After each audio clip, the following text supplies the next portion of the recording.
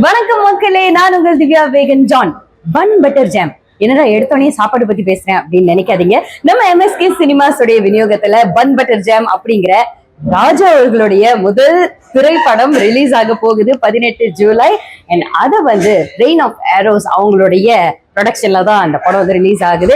சரி, ராஜு படம் நடிச்சிருக்காரா, அடடே அவரை நம்ம நிறைய ஸ்கிரீன்ல பார்த்திருக்கோம், இந்த ஸ்கிரீன்ல பார்க்கலையே அப்படின்னு ஆர்வமா நிறைய பேர், நான் உட்பட இருந்திருக்கோம்.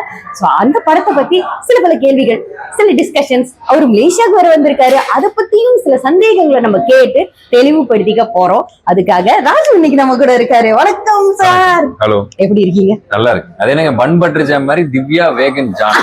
ஐயோ ஆமாங்க, அதான் என் பேரு.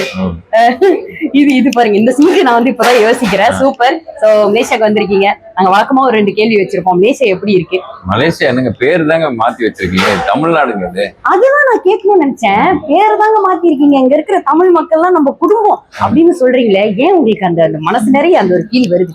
ஏன்னா மலேசியால வந்து கிட்டத்தட்ட நம்ம முதல்ல நான் இப்போ வந்து பிக் பாஸ் எல்லாம் ஜெயிச்சு இருக்கோம். பட் வந்து இனிஷியலா ஸ்டார்ட் பண்ணும்போதே, கனாக்கானம் காலங்கள் நடிக்கும் போதே மலேசியால வந்து இருக்கிற ரிசப்ஷன் இருக்குல்ல, அப்படியே அள்ளி அணைச்சிட்டாங்க.